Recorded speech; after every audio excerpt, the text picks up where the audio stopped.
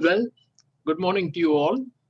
It's a pleasure to have Dr. Sushan Konar give us a talk on sound of music. She is a professional astronomer, works on neutron stars in general that have already been circulated, and she has been taking interest in music for a long time, as many people from the province she comes from. And she has written articles on music in resonance, 3 articles if I'm right. So it's a pleasure to have you give this talk. Please start. Thank you.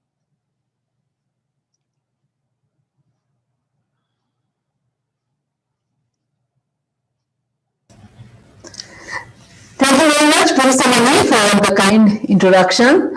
I would like to begin by thanking the Center for Mathematical, Chennai Mathematical Institute, and for this wonderful program they are having for school children, and in particular to Professor Mani and Mr. Anand Kuyan for giving me an opportunity to be part of this program. So as Professor Mani have already said, I am not neither a musician nor do I have any proper formal training in music. It's just an interest and a physicist way of trying to look at music that has brought me here. So with an apology to everybody who has been taking an interest in music and practicing music for a long time, I would like to start my presentation today.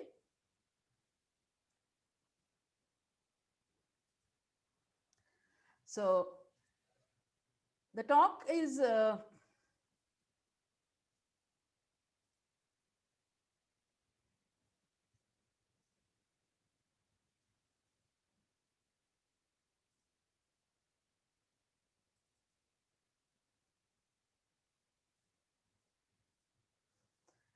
yes, the talk is titled "The Sounds of Music," with a difference of S in the title to the name of the movie, because we will deal with the sounds that constitute music. So now, what is music? Different people have different definitions and different perceptions of music, and I do not know what a correct definition of music would be, but I'm sure all of us have an intuitive idea what we would like to call music, and typically it's a set of sounds, distinct sounds combined in a way such that it produces beauty of form, harmony, and expression of emotion. So that is very important for music. We try to express an emotion. Now, note I have underlined the word sounds. So what is sound? Now, because I have been trained in physics, I would like to understand what is sound from the point of view of physicist. So in physics, sound is a vibration that propagates as an acoustic wave through a medium of transmission. Now, when we talk about sound from the point of view of a human being, the physics definition tells us about the source, the process by which a sound is being produced. But then we have to listen to the sound and perceive that as sound. So there comes in our physiology, the sound is a reception of such waves through our ear and a perception by the brain. So when we talk about sound or later about music, these two definitions, these two ways of looking at this particular process interacts with each other and produces something that we call sound, and a complex version of that which we would call music. So let's first look at it from the physics point of view, and I understand from Mr. Kurian that the primary audience of this lecture, the children, they are somewhat familiar with the physics of sound. So let me recapitulate quickly. So let us look at still air. So these lines are basically denoting the pressure at every point in some area of space. So a sound wave is actually a pressure wave. So now a sound wave is present in this depiction of the air. So a sound wave is passing, and there are regions of compression and rarefaction, that is regions of high pressure and low pressure. So we can actually look at this. So this is a longitudinal wave. The compression and rarefaction happens along the direction of the propagation.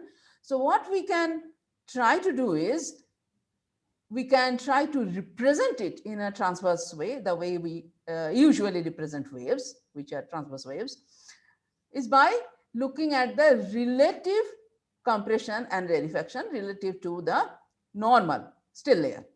So what we see is there is an area of maximum rarefaction and there is an area of maximum compression.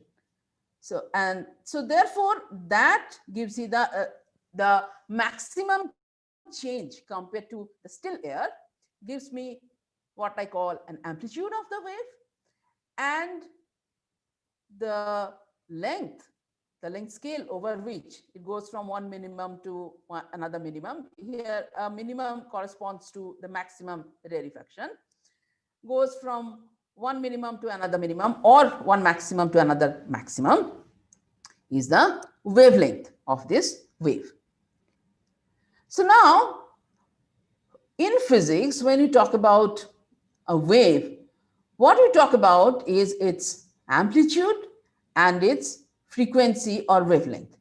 But when we talk about music, when you talk about sound in the context of music, the words that we typically use are loudness and pitch. They are nothing but a substitution for the terms that we use in physics. So loudness corresponds to amplitude. So if you have higher amplitude sound, that is, you have a loud sound. So these two waves, they have same frequency, but one has a higher amplitude, so therefore this is a loud sound, and one has a much lower amplitude, so this is a weak or soft sound. On the other hand, if we have a long wavelength sound, so this is a long wavelength sound. Long wavelength means it is a lower frequency. This has a low pitch. So what we say is low frequency corresponds to low pitch and high frequency corresponds to high pitch. So this is nothing but our familiar physics concepts. We just use different words when we talk about music. Now, for sound waves or any waves, so to speak, we know that there are various processes that happen when you have more than one set of waves. And the most familiar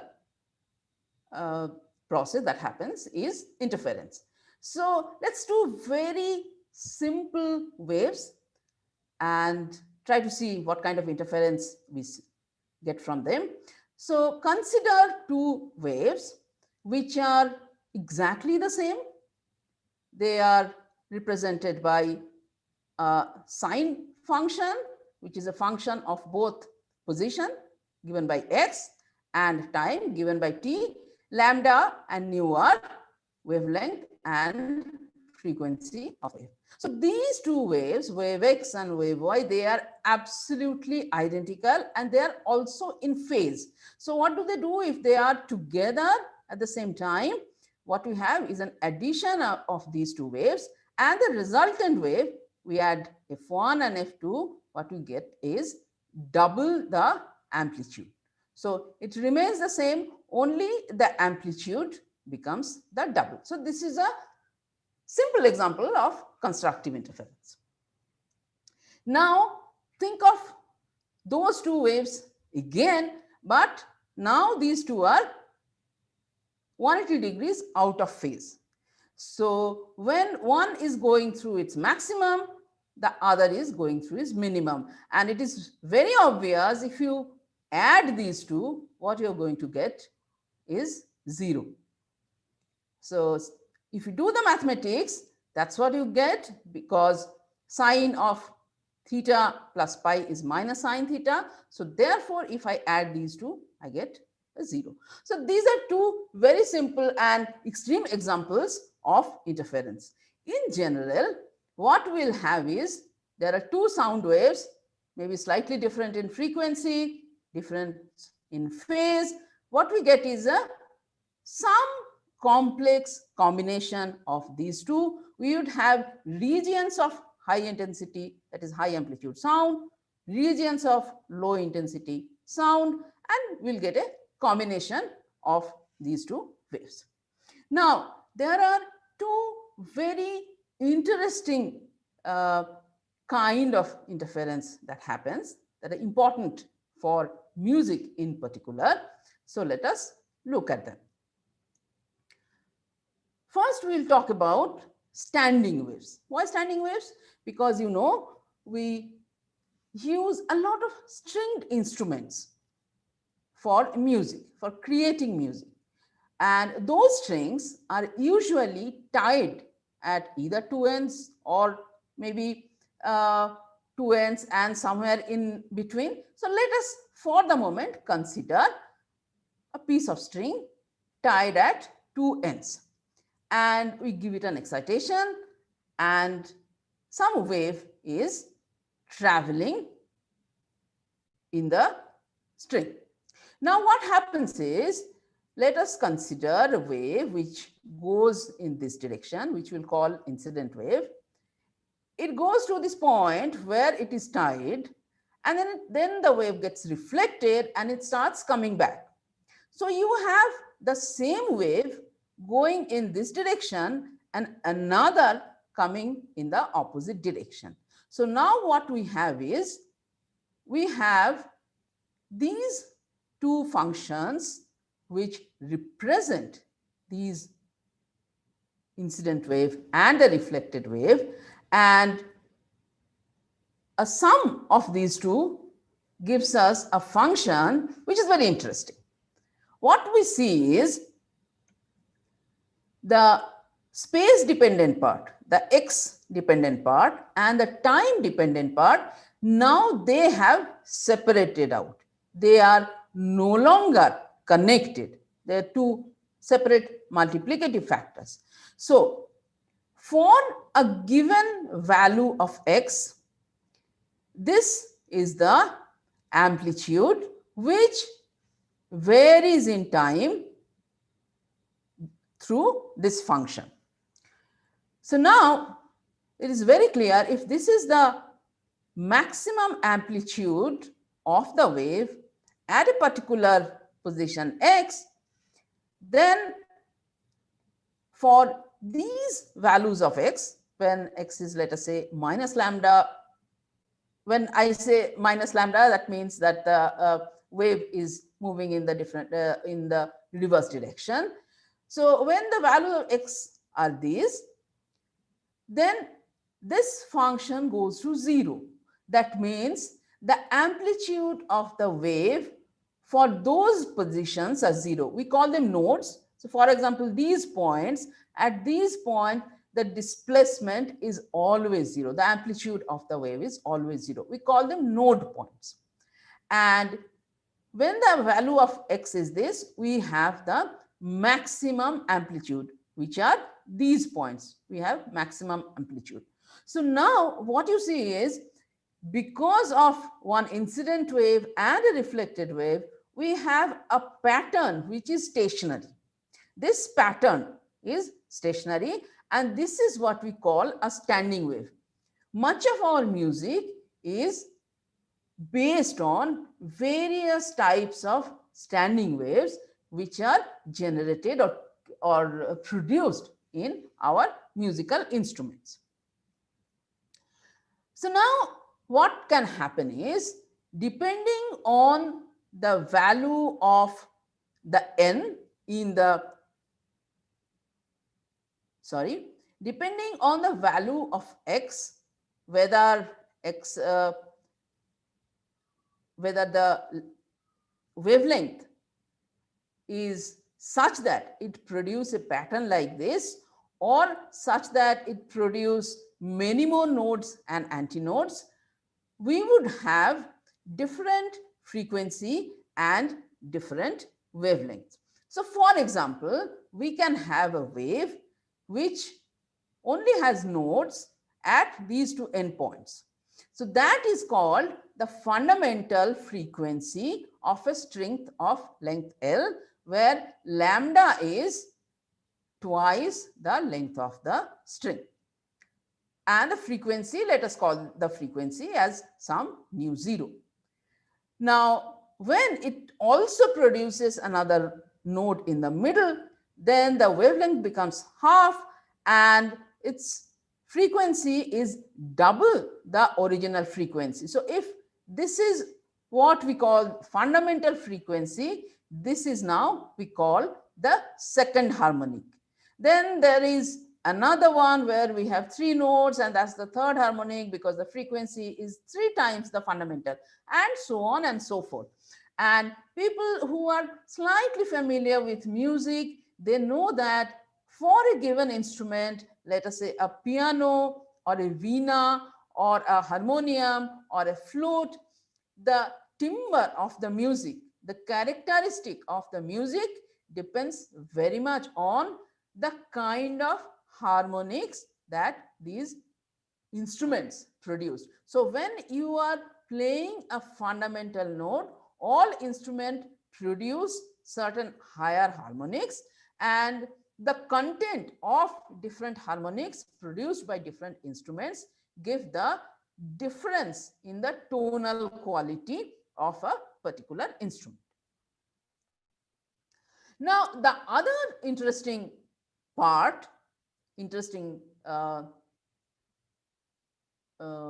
aspect of an interference phenomenon is when the two traveling waves have frequencies very close to each other. So here we have 2 traveling waves with frequencies nu1 and nu2, and nu1 and nu2 are very close to each other, as is obvious from this figure here.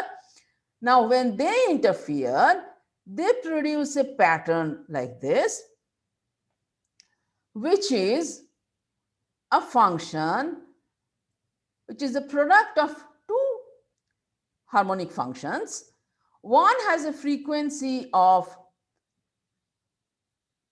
the sum of the original frequency, actually half of sum of the original frequency, and the other one is half of the difference of the original frequencies.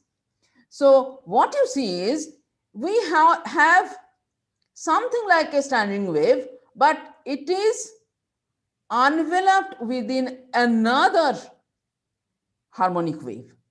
So we have 2 frequencies here. This is the frequency which is the half of the sum of the 2 original frequencies, and the envelope has a frequency which is the half of difference of the original frequencies. And because these are audio frequencies, so the minimum and the maximum is not separable when we hear something. So the bit frequency is actually nu1 minus nu2. Now, we have looked at the physics of some of the very simple sound wave phenomenon, and now we have to go to the physiology, because we have considered the source. Now we really have to go to the reception, the mechanism which receives the sound wave from the source, that is our human body and the human auditory system, our unique physiology. Now, there is a specific frequency range to which human ear is sensitive, and that range is known as the sonic range, where human hearing is possible. And I'm sure all of you are familiar with this range. Ranges from 20 hertz to about 20,000 hertz, which of course varies from person to person. And for the same person, it also varies, changes with age. So you have much keener hearing when you are younger, and the hearing, particularly sensitivity to higher frequencies, reduce quite a lot as you grow older. Now, frequencies that are less than 20 hertz are called infrasonic, and more than 20,000 hertz are called ultrasonic. Now, there are many animals who are sensitive to infrasonic or ultrasonic frequencies, which we do not have any sensitivity to. Interestingly, most of our musical notes, they are sort of confined to a much smaller range, about from 20 hertz to about 8,000 hertz. And even within this, the human vocal range, the sounds that we can produce, is much smaller than this range. So, and as I have already said, that the sensitivity to this range varies from individual to individual, varies with age, and our sensitivity is also very different in different parts of this range. For example, our sensitivity at this range is much better or higher compared to our sensitivity in the high frequency range. Now, our overall specification, the characteristics of our human auditory system is rather remarkable. We have a directional coverage of 360 degrees. That means from whichever direction the sound comes, we can hear it. We have a location accuracy of about 5 degrees. So if a sound is coming from a particular direction, we can sort of within 5 degrees can tell from which direction it is coming. We have a frequency coverage of about 1,000 that we have already seen. We can hear from 20 hertz to about 20,000 hertz. We have an intensity resolution, maximum versus minimum, 10 to the power 9 to 1. Now, this number, to me, it's really remarkable.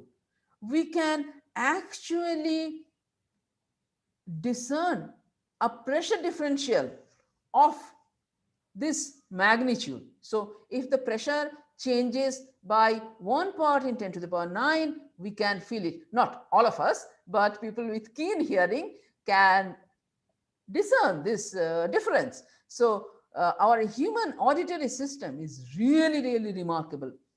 Now, the frequency resolution, what do I mean by frequency resolution? If there are two frequencies and one of them differs from the other by about 12 hertz, we can separate these two frequencies. In the sense, we can say that we are hearing two different frequencies if the frequency difference is only 12 hertz. Now, this number actually changes when you go to the higher end of the frequency, our sonic frequency range. When you go to closer to 20,000 hertz, the frequency resolution capability becomes much smaller, and there we can separate the frequencies only when the difference is about 400 hertz. But towards the lower frequency range, our resolution is much, much finer. So my sort of question is, and people have thought about this, is why do we have such a remarkable auditory system? This is not really required in ordinary life, right? I mean, why would we want intensity resolution like this, a frequency resolution like this? And some people guess that because now we live in very, sort of urban or even in rural setup, we have a lot of infrastructure and a lot of facilities. But when human beings in the mm, in the before we had our civilizational amenities, human beings had to fend off predators, and they had to hunt very dangerous animals. And as you know, human beings do not have very many natural what should I say, we do not have hairs, we do not have fur, we do not have teeth or sharp nails. So maybe this extremely sensitive auditory system is for us to escape dangerous situations. So that is one suggestion. I do not know if that is true or not, but this is something one has suggested to explain our remarkably fine auditory perception. Now, we have something when we talk about our music appreciation. Now we are going from this sensitivity to musical perception. Now there is something called a consonance. When we hear sound which is pleasing to us, and what has been found is, if we hear a sound which is a combination of two frequencies, let us say nu1 and nu2, and if these two frequencies are related like this, nu1 is equal to a by b multiplied by nu2, where a and b are small integers, like a by b could be half, 1/3, 2/3, etc., etc., then what we have is a fundamental and first few harmonics. This combination typically sound very pleasant to us, even a very simple combination. So let us hear something which will immediately tell you that this simple combination of frequencies which are in such a ratio is typically a pleasant sound.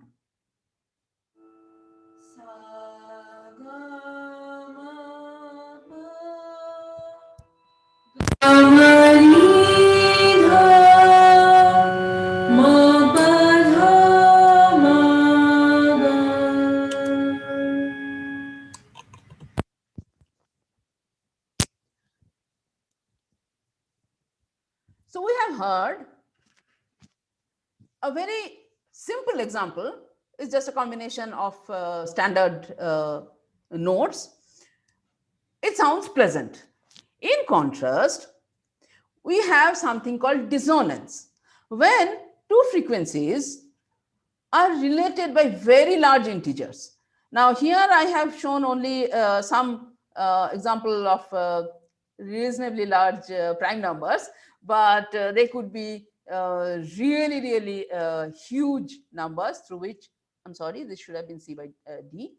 Now it is seen that naturally frightening sounds, sounds that we associate with natural disasters, by which we are scared, we are afraid of such sounds, these typically come in such combinations, and these are typically dissonant sounds. So I will give you an example of such dissonant sound.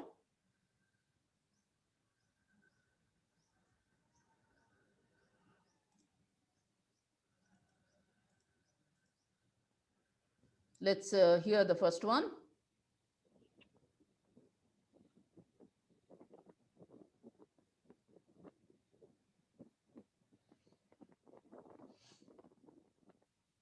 So that was the sound of a mountain avalanche. I guess you may have also heard some bird song in the foreground, but that was an avalanche sound. And here is a sound which I'm sure you would recognize for the thunderstorm. Sushan ma'am, I'm sorry to interrupt. We didn't quite hear that sound. Could you also share your, can you just check and see if you can share your audio as well while you're sharing your screen? And then if you can replay the first sound again, you'll have to look into your Zoom sharing options. I am sorry.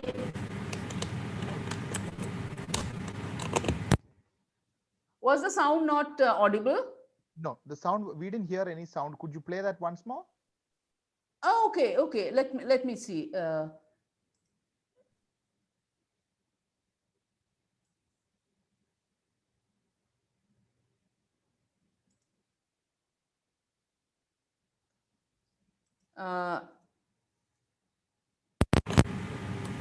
Let me play the sounds again. Please tell me if you are hearing that.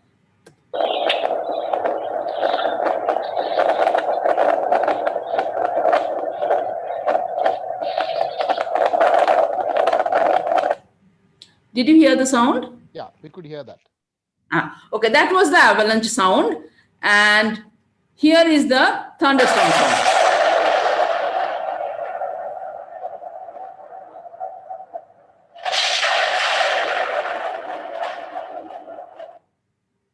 Okay, so now we have seen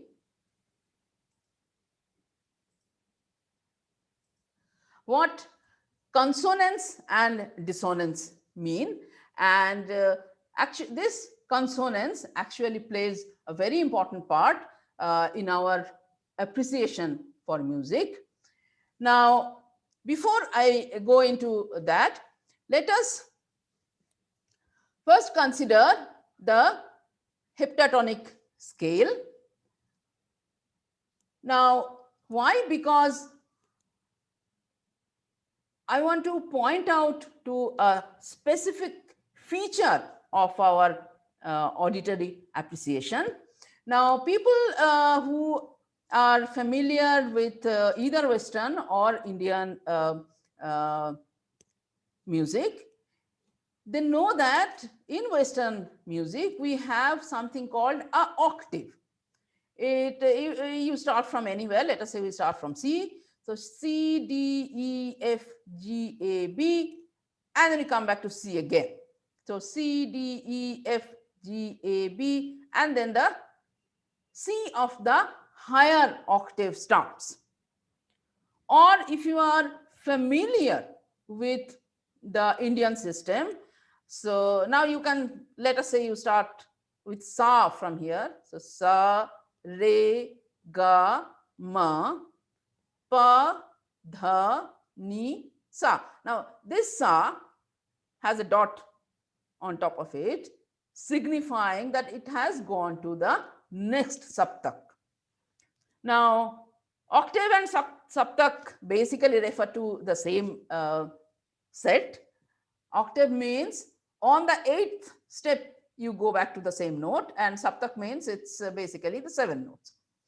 So what is important here is you go from Sa of one saptak to Sa of the next saptak, or you go from C of the first octave to the C of the next octave. What is happening is, now when we are going from this to that direction, we are going towards the right, what we are doing is we are increasing in frequency. Now this C and that C, this Sa or that Sa, they are not the same. The frequencies are totally different. But we are saying that these two are the same swara, the same tone, the same note. Why is that so?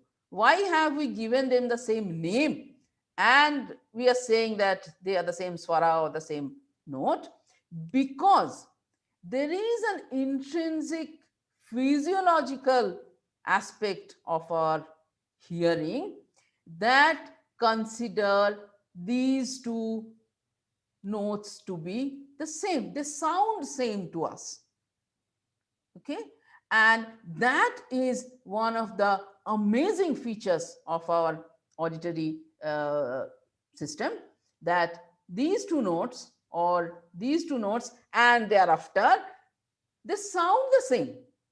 And what are these two? What is the relation between these two frequencies that they sound the same? We go there. This is called the octave equivalence. You start with the frequency nu. Let us say this is the frequency for C or for Sa.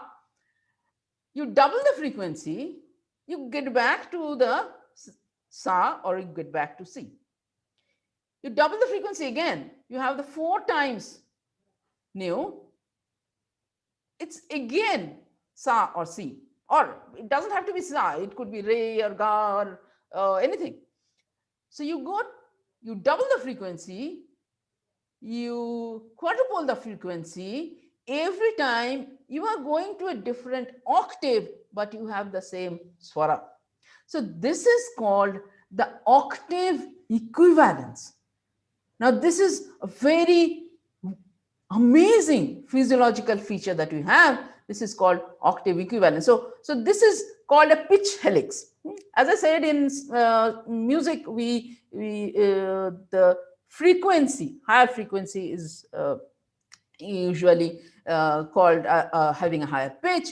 So as we are increasing in frequency, we are going up in frequency, we are going from A to B to C to D to E, etc., etc. And so we are going up in pitch. We are going up, going up, going up, going up. We have gone to G and then go up even more. When the frequency is double the frequency we started A with, we have again come back to A, but now it's in the next octave. So this is called a pitch helix. So we are increasing in frequency, we are going from A to G, and then we are coming back to A again in the higher octave, and so on and so forth.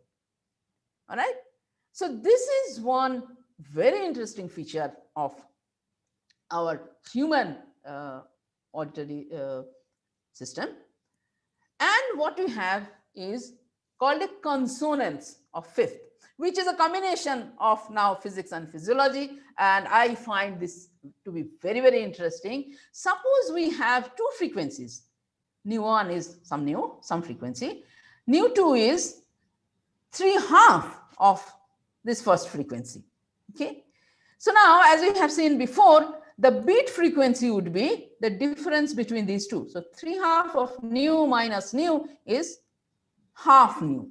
So now what our auditory system does is that, let us say we are playing nu and 3/2 nu. It also is picking up the beat frequency, which is nu by 2. So what we are actually hearing is nu by 2, nu and 3/2 nu. The nu by 2 is not actually present in the original source of sound that is there, but our ear perceives, our brain perceives a nu by 2, and what we have is a harmonic series. So you have a fundamental, which is nu by 2, and the first harmonic and the second harmonic. So it becomes a much richer music. Okay. So this is called a consonance of the fifth. Why fifth? That will come to in a bit. Now, people who are familiar with music, they have already noted that this fifth note is so in Western tradition, or pa in Indian tradition. And this note, pa, has a very special position in Indian system, and as well as in Western system. The fifth note is very, very special. And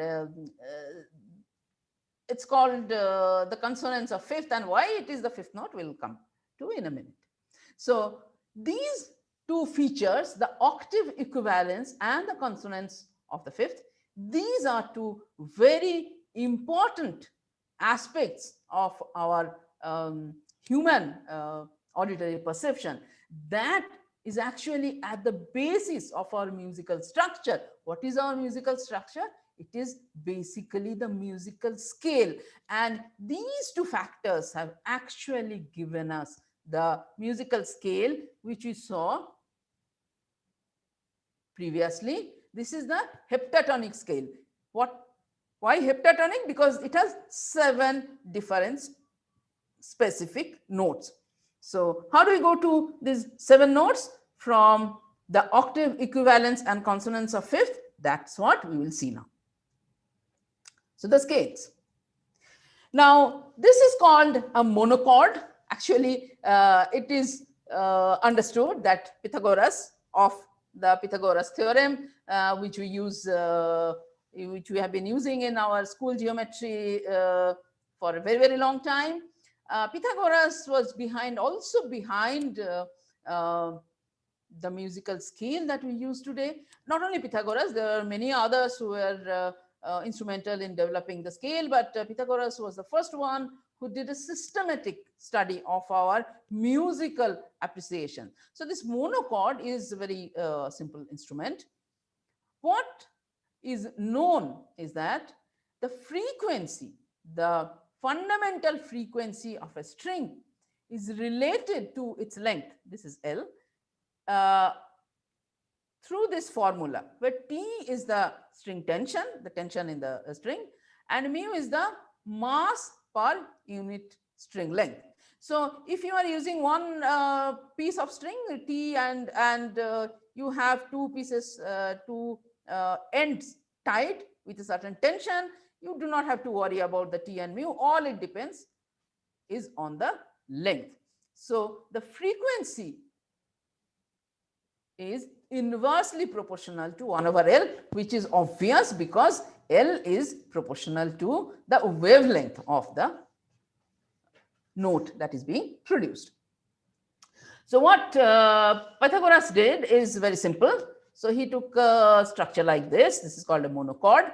And so there is one piece of string which is tied between these 2 ends, and the total length is some L. And there is a wedge which separates this length into L1 plus L2. Now the frequencies now therefore produced in these 2 pieces of length are proportional to L1 and L2, inversely proportional to L1 and N2. Therefore, the frequency ratio becomes, it should have been L2 by L1. So what Pythagoras did is he changed these ratios and he noted the situations in which the frequency ratios are such that the sound was pleasing to hear. And that is how he figured out that when nu1 by nu2 is some ratio of some small integer, 1/2, 2/3, 3/2, 4/3, etc., then the music is pleasant, or that is, we have a consonance. Now, then what he went on to do is, he said that let me try to build a set of frequencies which will give me a complete set that would be pleasing to hear. A combination of these notes would be pleasing to hear. So this is how he went about. What did he do? He took one particular frequency. So that is, we will call it 1. Then we use the consonants of 5th. So 3/2 that frequency. Then we produce another frequency, multiplying this by another 3/2, because this is one frequency, and then 9/4 is 3/2 of this frequency. Now you notice that 9/4 is larger than 2. So this has become more than the double of the first frequency. And we know when the frequency doubles, it goes into the higher octave. Now we do not want to go to the higher octave. We want to remain in the original octave that we started working with. So the easiest way to come down, again using octave equivalence, is divide this frequency by 2 and it comes back to the previous octave. Okay, so 9/4 gets shifted to 9/8. Remember, the tonal quality perceived by us is the same. So 9/4 is actually equivalent to 9/8, but it's in the octave that we are working with. So now again we start this machinery. 9/8 goes to 27/16. It goes to 81/32. 81/32 is again more than 2. So we bring it down to 81/64 and so on and so forth. So we run this machinery for a while. Once we have done all that and we are not generating any new frequencies, then what we do is we have this set. If we start with the frequency of 1, then the next frequencies are 9/8 times that, 81/64 times that, 729/512 times that, and so on and so forth. And you see that in this sequence, the fifth one is 3/2. So that is why it's called the consonance of fifth. So if we produce frequencies which are pleasing to hear, a set of frequencies which are pleasing to hear within one single octave, then the fifth one is 3/2. So that's why the name consonance of fifth, because this is the fifth note. 3/2 is the fifth note. And you'll see that if we go on doing this, at the eighth note, we hit 2. Okay. So now you also note that if I look at the ratio of the frequencies, the ratio of the neighboring frequencies, what I get is this. 9/8 is to 9/8 is to 9/8 is to 256/243. Again 9/8, 9/8, and so on and so forth. So the ratio between two frequencies next to each other from lower to higher is always either 9/8 or 256/243. Now that is again very, very interesting. So we have a pattern like this. If we generate the frequencies the way I have shown in the previous slide, we have 256/243, then 2 9/8s, then again 256/243, then 3 9/8s, and so on and so forth. This pattern keeps on repeating. Now, what we would do now is call this ratio 256/243 a semitone and a ratio of 9/8 a tone.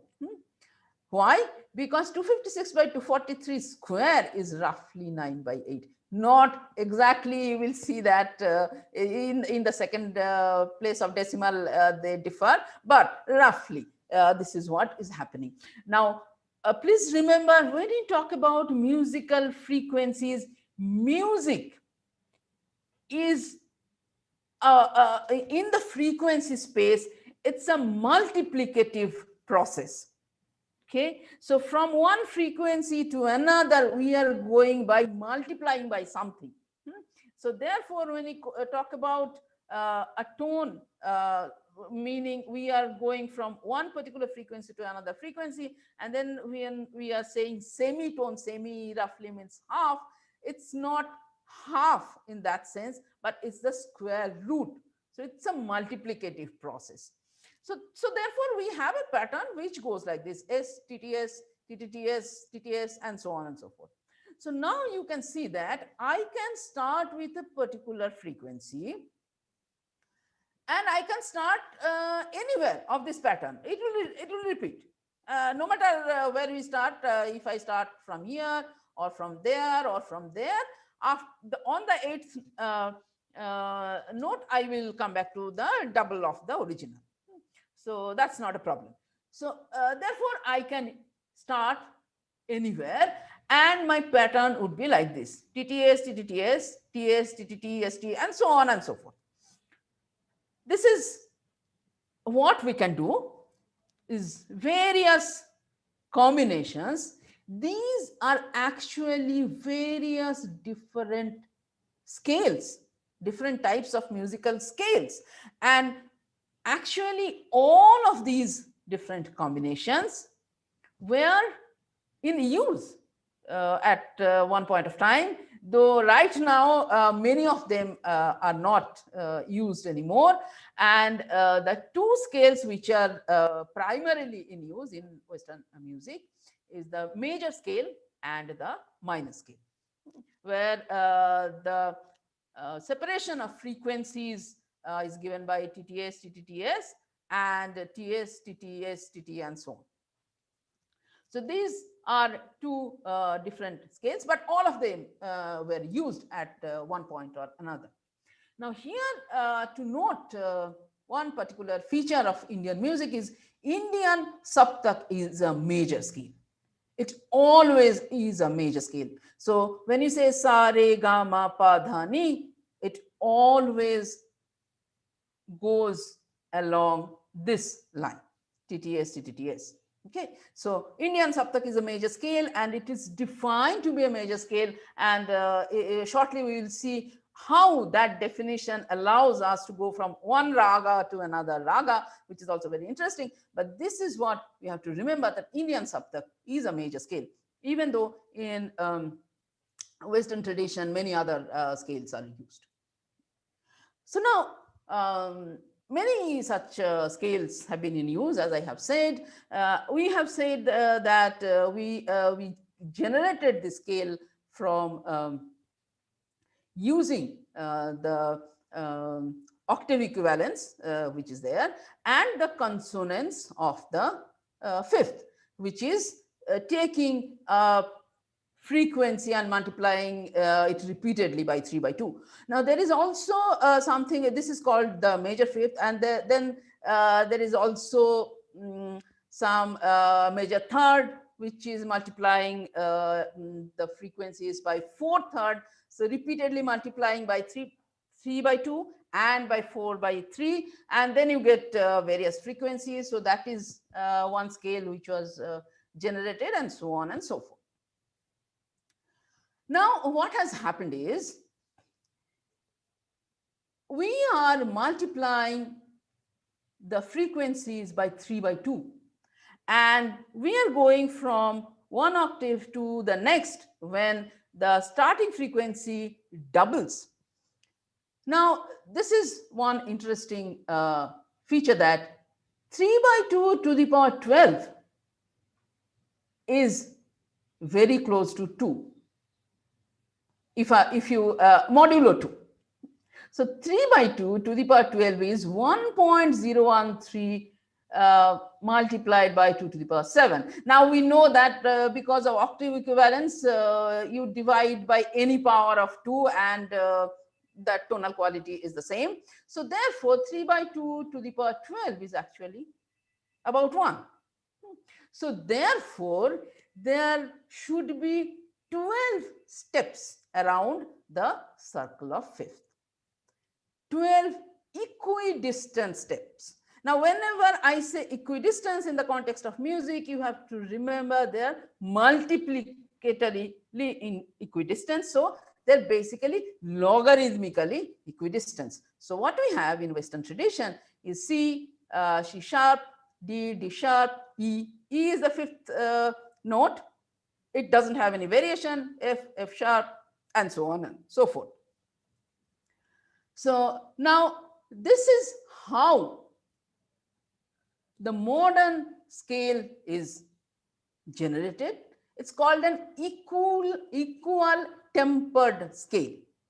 Actually, what is done for the equal tempered scale, or ETS, the modern ETS, is the frequencies are not multiplied by 3 by 2. They are actually multiplied by 2 to the power 1/12, so that when you go from one octave to the next, you get exactly double the original frequency. Okay.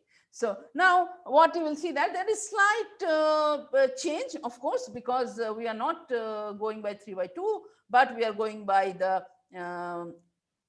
12th root of 2. which is slightly different. So if you start with A at 440 hertz, so we set A at 440 hertz, that's the standard practice. If you use the original Pythagorean scale, you keep multiplying by 3 by 2, then your C4 is 260.741 hertz, whereas on ETA scale, this is 261.625. So this slight difference, and for same with E4 and G4, so the frequencies shift a little bit, but what it does is, it allows you to go from one octave to another without any modification in the frequencies at all, which was not there in the Pythagorean scale or many of the other scales that were developed in the medieval time. What happened is, when you move very far away from your home octave, then the frequencies of the notes became such that they were going off very much from the original note. That means let us say some of the notes were in the, let us say I go from a home octave to the next octave, many of the notes are not exactly double the note in the home octave. So that was the problem with the Pythagorean scale and many other scales which came in between. Whereas in ETS, the equal tempered scale, we are forcing all the frequencies to purely match from one octave to another. Of course, musicians would may disagree and may say that because we are not really going by a 3 by 2, that is the consonants of fifth, we are probably sacrificing some musical quality, but I am not a musician, so I cannot comment on that, but this is how we get the equal tempered scale. So now we come to the last part of my discussion, which is the ragas, the Indian ragas.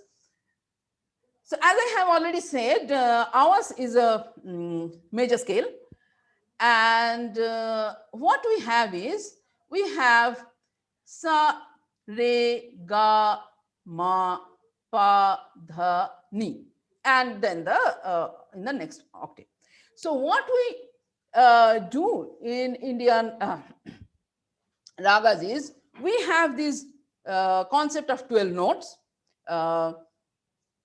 As I have shown you previously, that in equal tempered scale, you have 12 notes, not 7 notes, but 12 notes. We also have 12 notes, the 7 Shuddha swaras or the pure notes, and 5 Vikrita swaras. The Vikrita swaras is, they are 4 komal swaras, this re, ga, and dha, and ni. Komal meaning their frequencies are smaller than the Shuddha swara frequencies. And there is Tibra ma, which is a ma with a slightly higher frequency. So we have 12 swaras, 7 Shuddha swara, 5 Vikrita swara, and the saptak is defined by a Madhya saptak, is the saptak, the scale where you are most comfortable with. Now, most of Indian music, this is my feeling, that probably because we started or not only started, but the vocal tradition was very prominent, very dominant. Our scales are not specifically fixed to a particular frequency, which is the case with Western musical tradition. Various scales have very specific frequencies, whereas in Indian tradition, the Madhya Saptak, where you are basically your home octave, that is defined by the ease of the musician.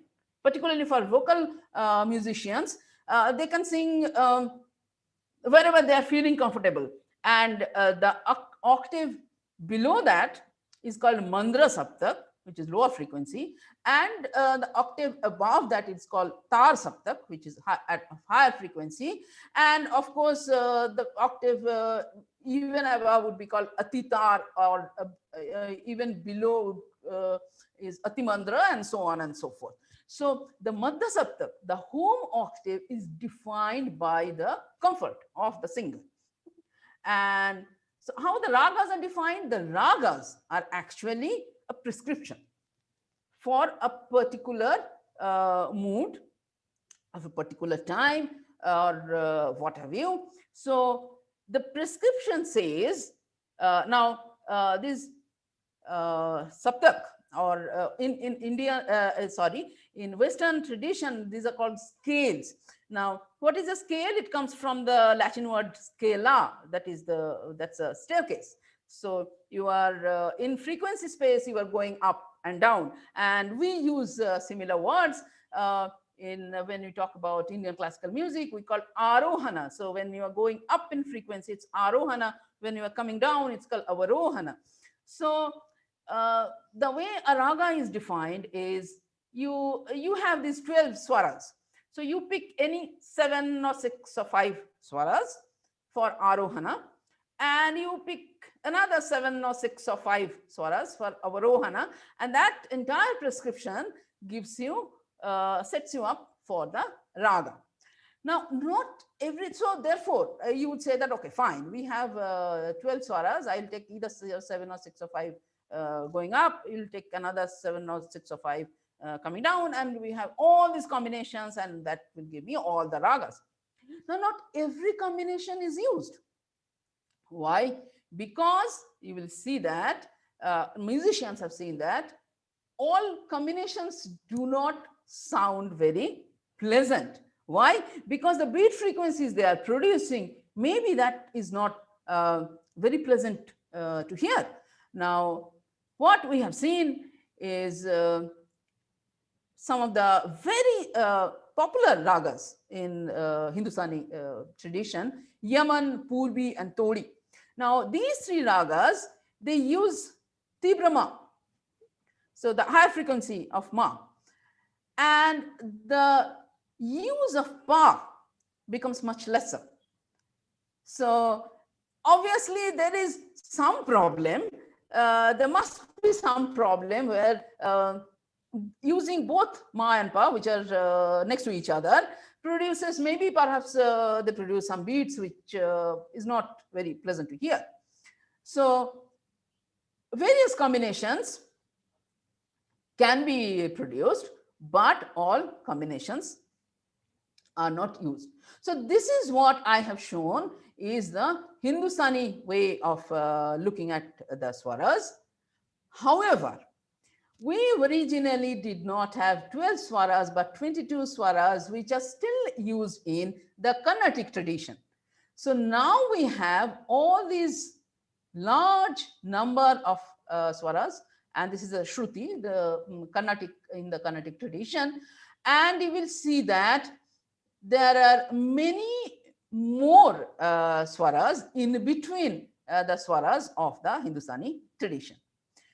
Now, as far as I understand, the Carnatic, the prescription of the ragas in Carnatic tradition is much more mathematical. It's very specific and very mathematical. And so all combinations, all possible combinations have been spelled out. Now, one of my friends who's a Carnatic music exponent, she tells me that there are prescriptions for ragas where the combinations are such that the mood is not very pleasant. It could evoke fear, or it could frighten you. So therefore, it's obvious that all combinations would probably not give you a pleasant mood, but it's possible to generate different kind of human emotions. Now, as I have said that in Indian tradition, the bass octave can be set anywhere. Okay, so depending on a person who naturally has a lower pitch, sings at a lower pitch, somebody who has a higher pitch sings at a lower pitch. But the tune of a song, let us say, or a piece of music, that does not change at all. So let's hear an example of a piece of music, first at a lower pitch, and then the same piece of music at a higher pitch. Yes.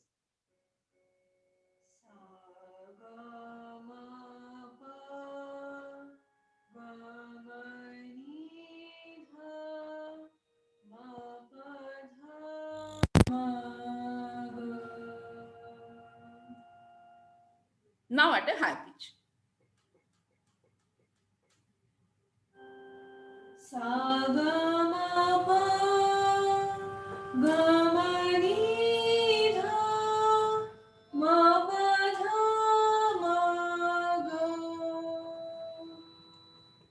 you see, there is the same piece of music. The tune does not change, but it can be sung at a lower pitch and at a higher pitch. Now, much of the Western musical tradition does not allow that, because there the home octave is set, and because traditionally the equal tempered scale was not being used. If you move from from the home octave, the nature or the tune of the piece of music would change. So this is a simple, what should I say, a change of scale, which has been shown here. So you basically take the sa and move it somewhere else. You call, for example, here in this scale, this is ma, and I call this arbitrarily, I call this sa, and then I shift the entire saptak or the octave structure somewhere else and start singing from there. I can shift it here, I can shift it here, I can shift it here, but the entire structure shifts and the tune does not change. Whereas there is a traditional style of shifting the scale, which is known as Muchana or Grahavedam, by which I move the saptak in a different fashion. For example, in Rag Bilawal, that's the absolute basic rag, which uses all 7 Shuddha Swaras, and very simple, very basic rag. That's the first raga one learns, which is called Dhira Shankara Varnam in Carnatic tradition. So you have Sa, Re, Ga, Ma, Pa, Dha, Ni. Now, what you do is you shift Sa to Re, Re to Ga, Ga to Ma, and so on and so forth. And then immediately you get a different raga you called Raga Kafi, which is called Kararepriya in Carnatic tradition. And you keep on doing that. You get Vairabi or Hanumantodi, you get Kalyan and Machikallani, Khamaj or Harikamboji, Asavari and Natavairabi. You keep doing that, you're getting newer and newer ragas, and then you move your sa to ni, which was originally ni. You get some other combination, and then suddenly you are told, no, this is not a new raga. You cannot call this a raga. What exactly is happening? We have already seen a scale shift, and you can go from here to there and sing a song without any problem. But suddenly you have this peculiar prescription, and you are shifting the swaras, and the raga is changing. When the raga changes, the mood changes, the emotion changes, and everything changes. So how does that happen? It happens like this. So remember, the swaras are not equidistant. It's a major scale, right? So what we have is the difference, the distance, the logarithmic distance between the swaras go by this rule, T, T, S, T, T, T, S. So now, between sa and re, there is a tone difference. So I move sa to re, and so sa becomes equivalent to my previous re, and re goes to my previous ga, no problem. So this is still a T. Now my ga has gone to my previous ma. Now the difference between ga and ma was an S, a semitone, but between ra and ga there has to be a tone. I do not have that. I have only gone half tone and I have stopped there.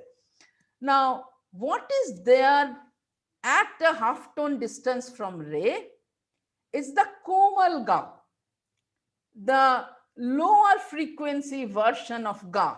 So what I have hit is the komal ga. I haven't hit the shuddha ga, I have hit the komal ga. Then I pick up ma and pa and dha.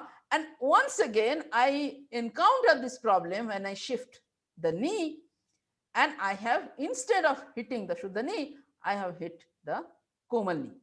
So what I have in Kafi, when I did this shift, because these swaras are not equidistant, and I have to maintain the specific distance to have an Indian saptak, what I have now is sa re, then a komal ga, ma, pa, dha, a komal ni, and a sa.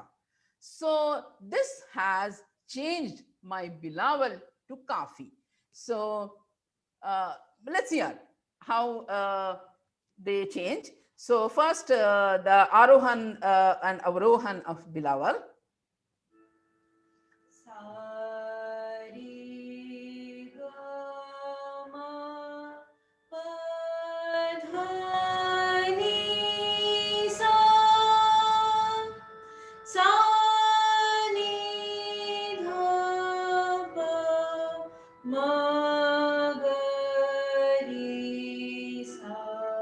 So these are all Shuddha Swaras are being used, and this is a morning raga. So let's hear the mood from a little piece of a song.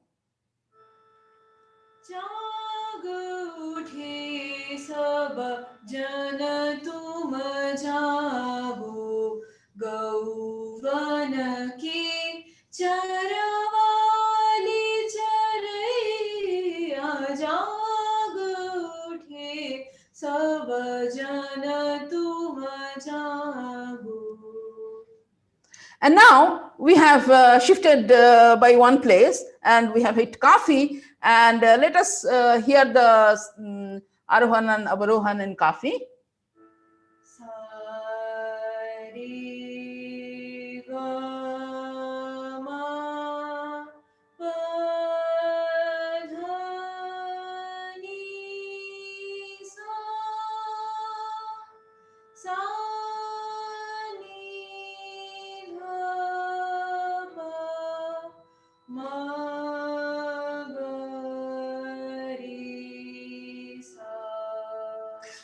So immediately the mood has changed, and this is actually a night raga. It is to be sung at the Ditiya Prahar of Ratri. Ditiya Prahar is roughly between 9 p.m. and midnight. So let's hear a few lines from a song in Kafi raga.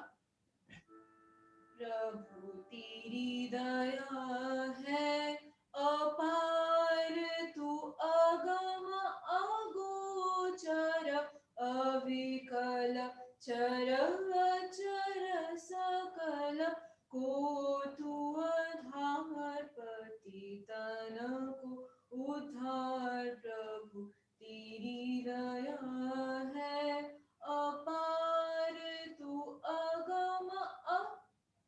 So you see that we have shifted by one place, we have shifted our saptak by one place, and we have entirely changed the mood and the nature of the raga. So this is how we can understand how Muchana or Graha Vedam can be used to get from one raga to another raga.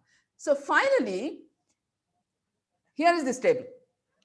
So we have seen how we go from Bilawal to Kafi, if you shift Sa to Re, and then from there you go to Vairabi if you shift Sa to Ga, and Kalyani and Khamaj and Asavali. Then I said the last one, when you shift the Sa to Ni, then you do not have an extant raga. You cannot call that a raga, and that is very surprising.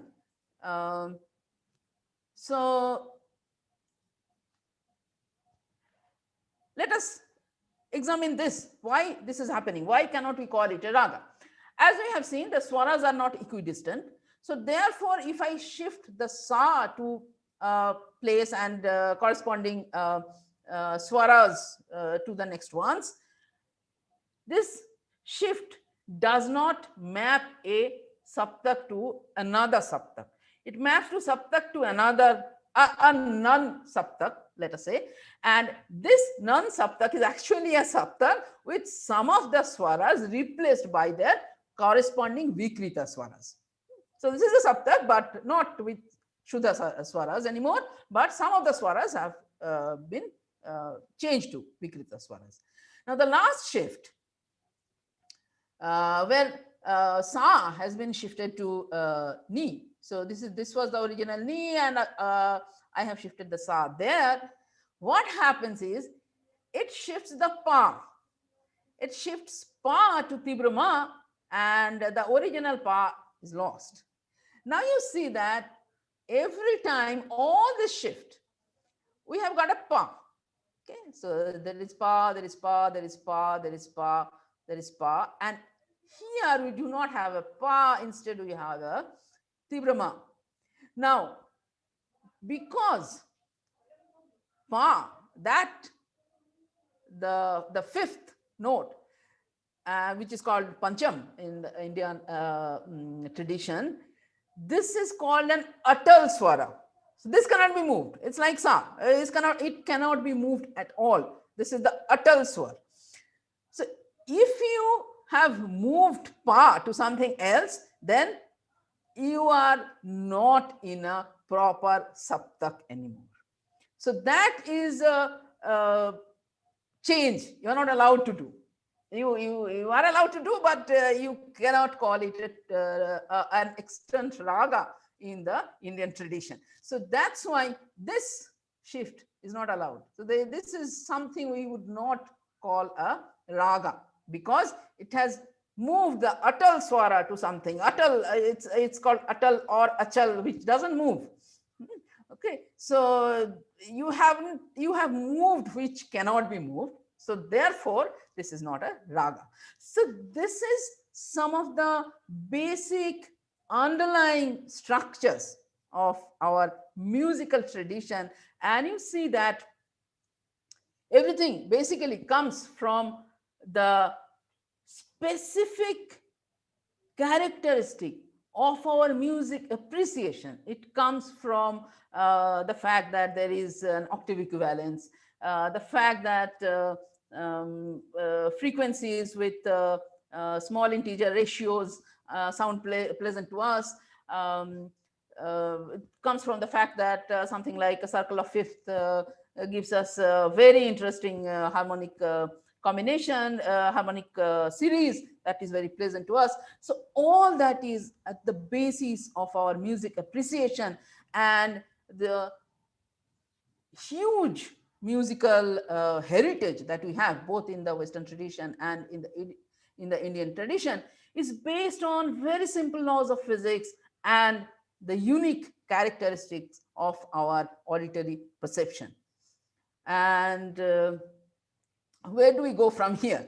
When I submitted my articles to Resonance, the referee is a very kind referee, he or she suggested that there have been a huge amount of work to explain the scientific basis of the Western musical tradition, which unfortunately has not been done for the Indian tradition, and therefore not much exists that you can go and study about and learn about the scientific basis of the Indian musical tradition, even though we have really, really rich heritage of Indian musical tradition.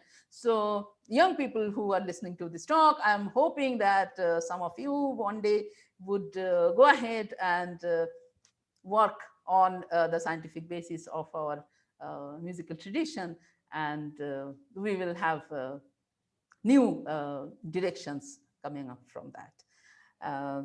So last but not the least, I should thank my teachers from whom I have just recently started learning Rabindra Sangeet, in particular Srimati Uma Roy and Ratnamanjari Munshi, who have taught me a bit of the classical, Indian classical music. and Srimati Nilima Ghoshal, Madhumita Ghosh, and Sri Purnamutra have been teaching me a little bit of Rabindra Sangeet. My musical friends who have told me a lot about, who have explained various aspects of music to me, Achinta Prahlad and Shushruti Santanam. And I seriously have to thank my daughter Ushashi Raichaudhuri, who started learning music much earlier than me. And she has helped me understand music a lot better, and she has given the examples today. So thank you very much. Thank you, everybody. And if time permits, maybe I can answer a few questions. Thank you. Thank you, Sushan ma'am. Participants, we are not done yet. We will pause for a couple of minutes now. And like always, if you have already been part of this series of lectures, we know we collect a feedback. The questions have been changed a little bit, so I request you to just take note of that. It wouldn't take you more than a minute or a minute and a half. We will pause for a minute and a half. Thank you. Mani sir, could you unmute yourself? You were saying something? Yeah, I just thanked Sushan for such a nice talk. Wonderful. Thank you very much, sir. I realized that I have exceeded the time by quite some time. So, now there will be some questions, I'm sure, which will come up. Just wait for a few minutes, 1 minute or 2 minutes, and then Anand will put up the questions. Yeah, we'll just wait for 1 minute.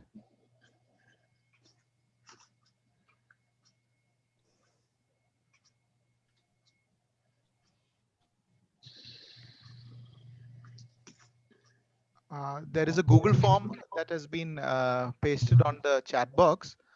This is for asking your questions. If you ask your questions, you can just type your questions down and it will be presented on the screen shortly.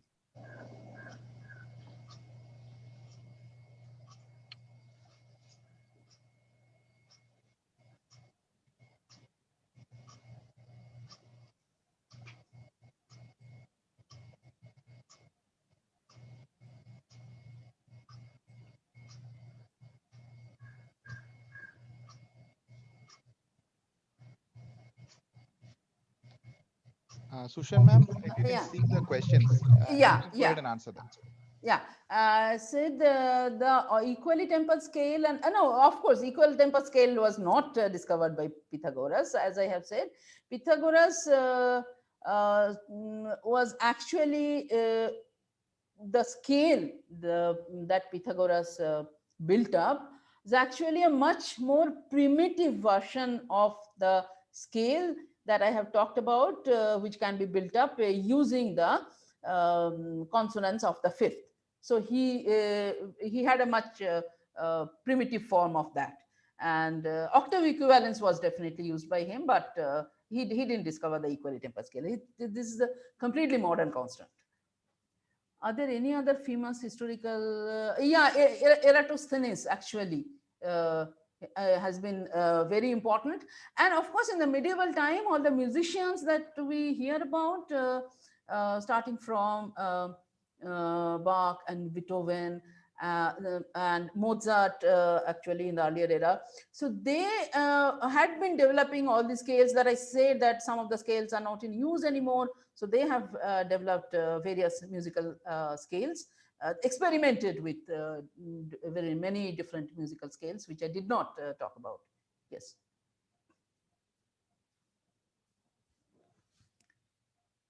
I'm sorry. Is there some book or other source from which we can get more history and insight into the development of musical notes the way you know them today? There are a huge number of books and sources for the Western tradition, but not so many for the Indian tradition. For Western tradition, you can actually do a search, and I have suggested some books in my resonance articles. But there exists a huge amount of literature for the Western tradition. Yes.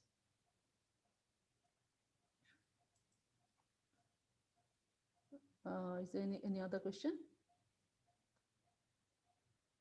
Ma'am, we'll wait for a minute and see if there are any more questions coming in. Yeah, sure.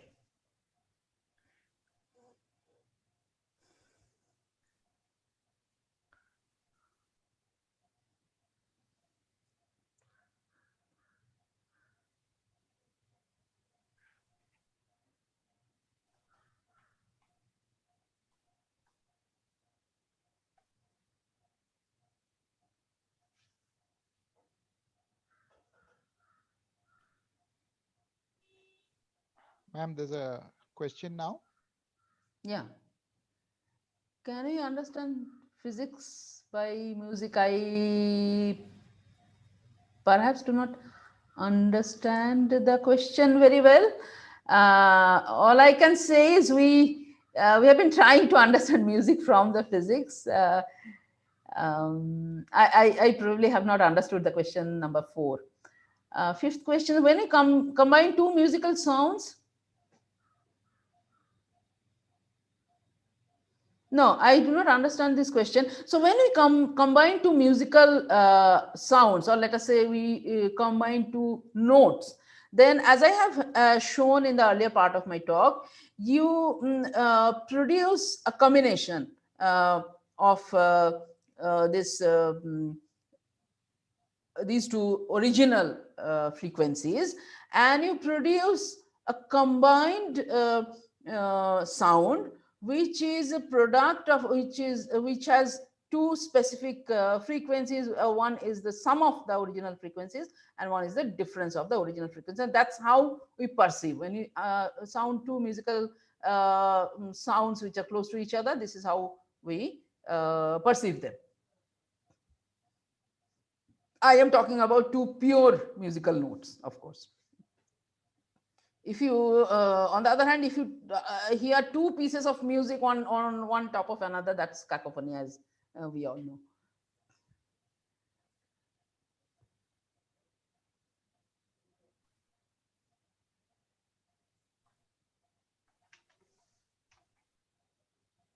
Why 22? Okay, now that's a very good question to which I do not have an answer.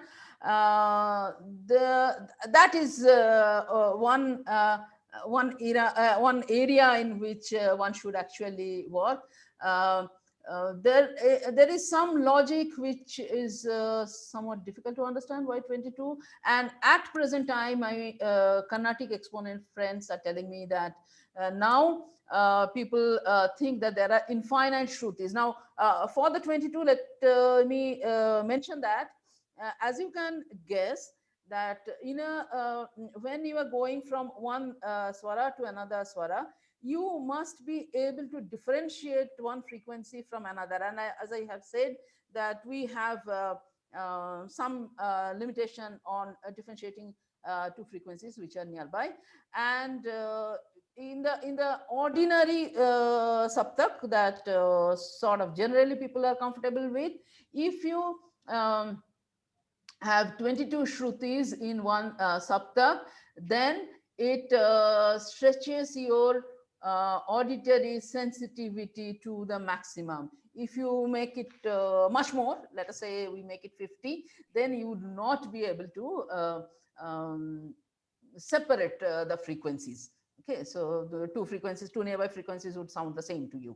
Okay, so 22 also comes from that limitation. If we combine the same notes but of different octaves, will you be able to hear the difference?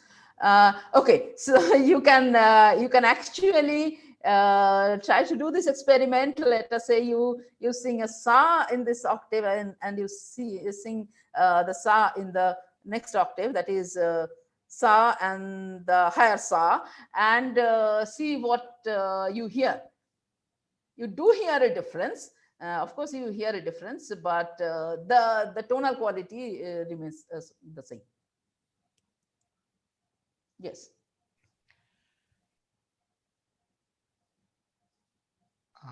Ma'am, looks like that's it, ma'am.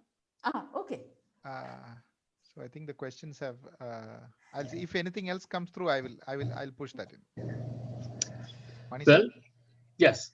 Well, let me thank you once again. It was very nice, and we hope you continue this work a little more. Wonderful. Thank you very much. Thank you very much, sir. Okay, the next talk is going to be on plastics by Professor Verma from IIT Madras. We will, of course, circulate the note for you people. So bye now, and I will close the meeting. Anand, can I do that? Yeah, I will take care of that, sir. Thank you. Okay, fine. Thank you.